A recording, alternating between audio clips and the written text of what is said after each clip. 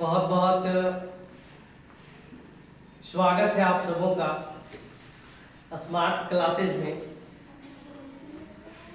आज दूसरा class online कक्षा के लिए हम लोग तैयार हुए हैं। तो जोहार साथियों, नमस्कार। आज हम लोग 10वीं कक्षा के हिंदी पाठ्य पुस्तक से उद्धृत प्रथम पाठ का अध्ययन करेंगे।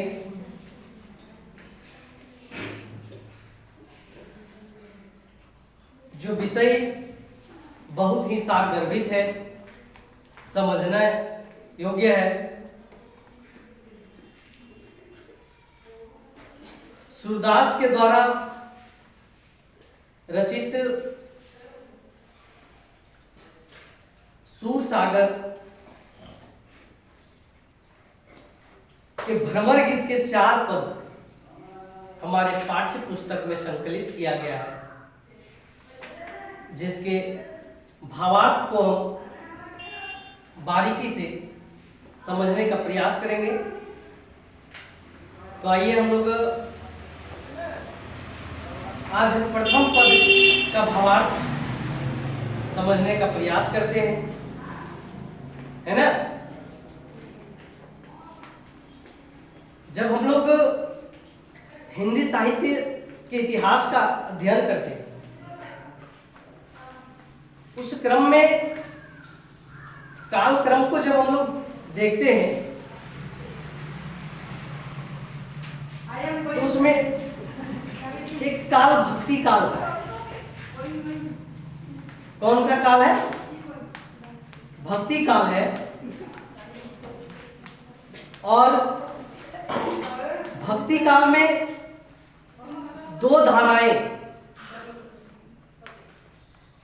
धाराएं विकसित हुई, 2 धाराओं में बटा हुआ है। एक को शगुन भक्ति धारा और दूसरे को निर्गुण भक्ति धारा। तो कैसे सगुण का विजय होता है निर्गुण पर, ये इस पदों के माध्यम से हम लोग देख सकते हैं। और गोपियों के अनन्य प्रेम को भी देख सकते हैं।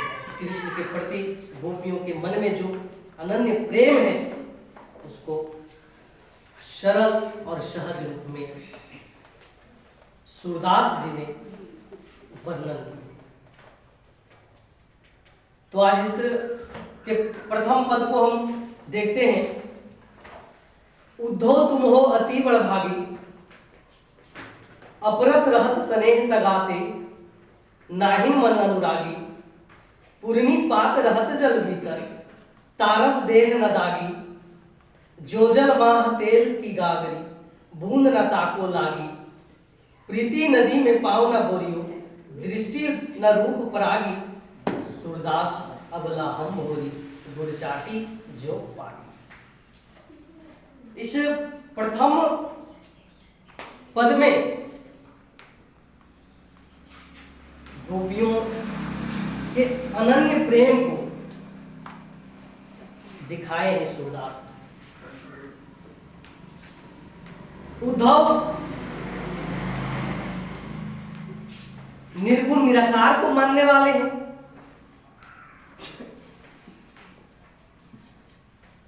ज्ञान के अहंकार में वो खोए हुए हैं। तो वो शिक्षा देने की बात करते हैं कि ज्ञान सिखाएंगे,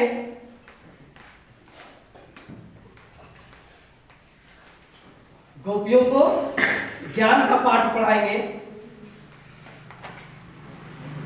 ताकि इस प्रकार से जो वो प्रेम में डूबी हुई है,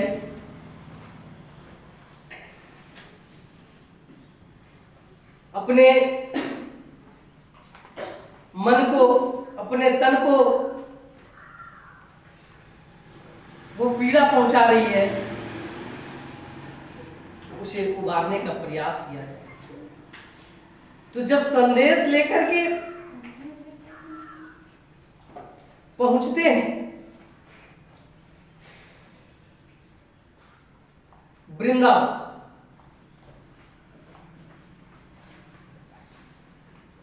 तो गोपियां चारों तरफ से घेर लेती है उद्धव को और कहती है, अच्छा सुनाओ, कृष्ण का संदेश क्या है? तो भला कौन ऐसी गोपियां हैं जो सुनना ना पसंद करे?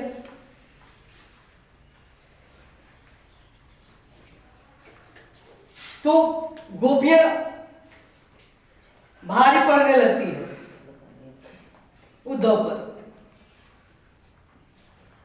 और गोपियां कहती है कि उद्धव तुम बहुत ही भाग्यशाली हो, अति बड़ा भागी, बहुत भाग्यशाली हो, इसलिए भाग्यशाली हो क्योंकि तुम्हारा मन कभी प्रेम में डूबा ही नहीं। एक तरह का व्यंग है। वास्तव में अगर देखा जाए तो भाग्यशाली कौन है? गोपियां है जो उस परम ब्रह्म के अवतार श्री कृष्ण से उनका वास्ता है, लगाव है, उनसे प्रेम है। तो गोपियां उलाहना देती तो बहुत भाग्यशाली है। और उसमें तरह तरह के बिंब के माध्यम से, जैसे पूर्णिपात को लेकर के, तेल की गगरी को प्रतिबिंबित करते हुए गोपियां उदाहरण देती है कि तुम्हारा मन बिल्कुल उसी की भांति है। जल के भीतर जिस प्रकार से पूर्णिपात जल में रह करके भी जल से क्या है, अलग है, जिस प्रकार से तेल की गगरी में जल कभी भी नहीं टिकता है, वो दोनों एक दूसरे से अलग रहता है। बिल्कुल तुम उसी तरह से हो, कृष्ण के साथ रह करके भी कृष्ण से क्या हो, अलग हो, है ना? तुम उस मर्म को नहीं जान सकते, तुम उस मर्म को नहीं जान सकते हो। तुमने कभी प्रेम रूपी नदी में अपने पांव को डुबाया ही नहीं, तो तुम कैसे समझोगे कि प्रेम क्या होता है? रही बात हम सभी गोपियों की, तो हम उस चींटी की भांति हैं जो अगर गुड़ में चली जाती है तो उस गुड़ में भले ही वो अपना प्राण त्याग देती है, लेकिन उस गुड़ से बाहर नहीं। बिल्कुल हमारा संबंध उसी प्रकार से है। हम चींटी हैं और कृष्ण वो गुड़ है जिसके प्रेम में हम डूब गए हैं। तो हमारा प्राण भले ही चला जाए, लेकिन हम कृष्ण के प्रेम को नहीं छोड़ सकते, है ना? कृष्ण को नहीं छोड़ सकते। और इस तरह से गोपियां और युद्धों में तर्क वितर्क होता है। तो आज हम लोग इसके प्रथम पद को देखें, अगले दिन हम लोग द्वितीय पद को, दूसरा पद को देखेंगे और समझेंगे। बहुत बहुत धन्यवाद।